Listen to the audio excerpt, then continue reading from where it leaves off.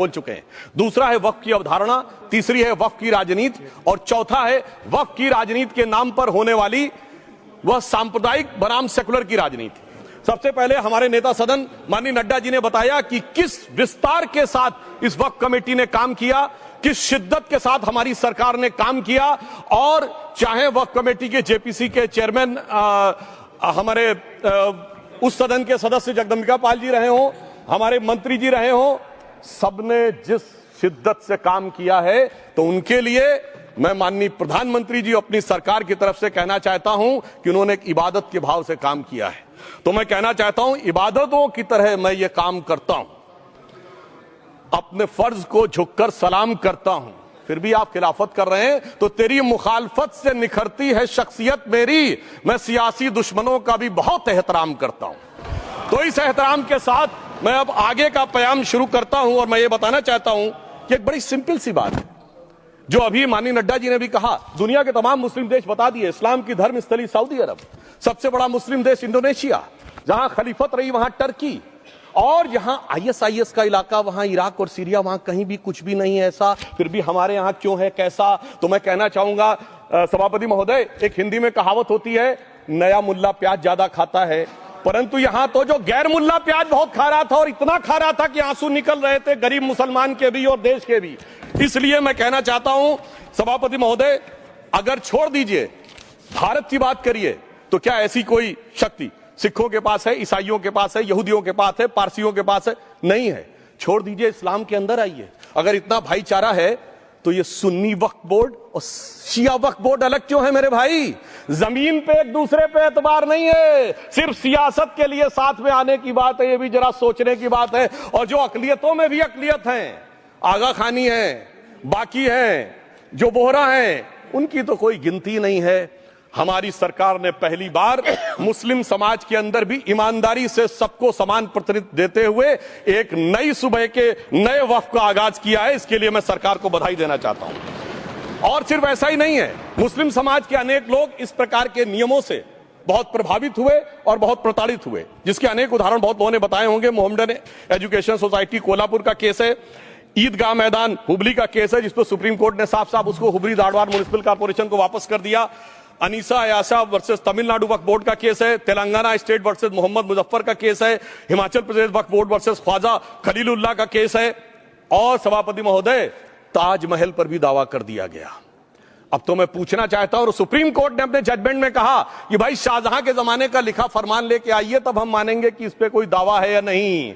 आप सोचिए कि अगर ये वक्त का कानून इसी ढंग से चला होता तो क्या होता। अभी हमारे जॉन ब्रिटास जी और मनोज झा जी ने बहुत सारी बातें बोली थी, एक प्यास की बात बोली थी, उन्होंने उड़ीसा के ग्राहम स्टोन्स का जिक्र किया था, तो उसमें तो कांग्रेस की सरकार सीबीआई की इंक्वायरी नहीं कर पाई थी। मगर जब ताजमहल का उल्लेख आता है सभापति महोदय, तो एक प्यास मुझे याद आ जाती है। जब शाहजहां जेल में था और दूर से उस ताजमहल को देखता था और उसे सिर्फ एक सुराही पानी मिलता था और उसने औरंगजेब से कहा एक सुराही पानी और भिजवा दो, तो जानते उसने मना कर दिया। तो दुखी होकर शाहजहां ने फारसी में लिखा, ए पिसर तू अजब मुसलमानी, जे पिदरे जिंदा आप तरसानी, आफरीन हिंदुआन सदबार, जे देहंद पिदरावा मुर्दा देवम आप। मतलब तू कैसा मुसलमान है जो जिंदा बाप को पानी के लिए तरसा रहा है? तुझसे तो आफरीन 100 बार उन हिंदुओं को है जो पितृपक्ष में मरे हुए बाप को भी पानी देते हैं।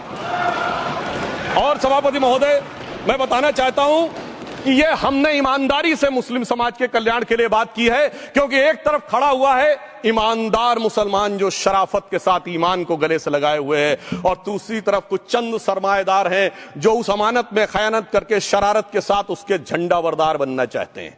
तो ये मुकाबला किसके बीच में है? ये शराफत अली और शरारत खान के बीच में मुकाबला है। हमारी सरकार शराफत अली के साथ खड़ी है, हमारी गरीब मुस्लिम के साथ खड़ी है। ये गरीबों गुर्बत वाले गुर्बत अली और सरमाएदारे वाले गाजी खान के बीच का इलाका है।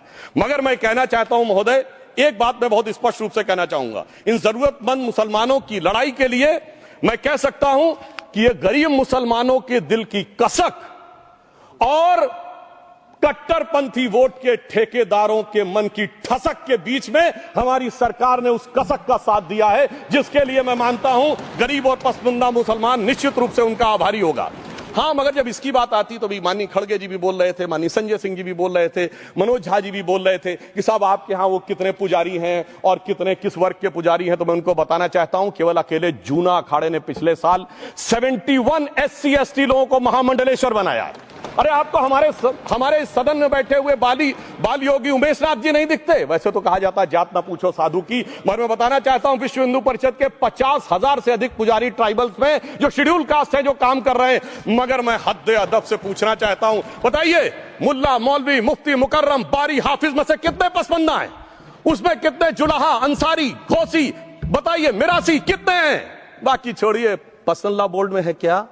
अरे वक्फ बोर्ड में है क्या? इसीलिए मैं कहता हूं खुद मियां फजीहत दूसरों को नसीहत।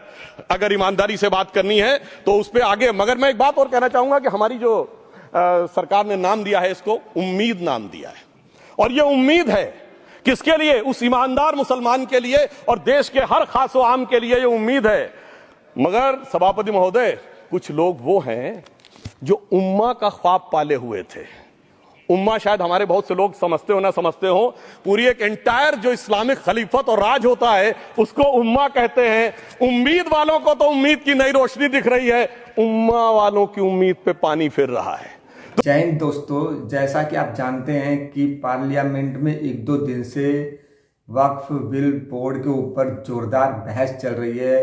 कोई कुछ कह रहा है, कोई कुछ कह रहा है, बल्कि वक्फ बिल बोर्ड में कोई भी ऐसा संशोधन या प्रावधान नहीं है जिसको विपक्ष काट सके। और ऐसे में पार्लियामेंट में जब सबसे ज्ञानी सांसद सुधांशु त्रिवेदी जी जब बोल रहे हों तो किसी की हिम्मत नहीं कि कोई उनकी बात को काट सके, क्योंकि आप जानते ही हैं इतने वो ज्ञानी हैं जिनकी ज्ञान की सीमा को कोई और दूसरा समझ नहीं सकता। और उन्होंने एक अच्छा ही डायलॉग मारा है इस संसद में कि पुराने मूल्य प्याज बहुत कम खा रहे हैं, लेकिन जो गैर मूल्य हैं वो प्याज ज़्यादा खा रहे हैं। तो उनका कथनी और करनी में कोई अंतर नहीं, वो बिल्कुल ठीक कर रहे हैं।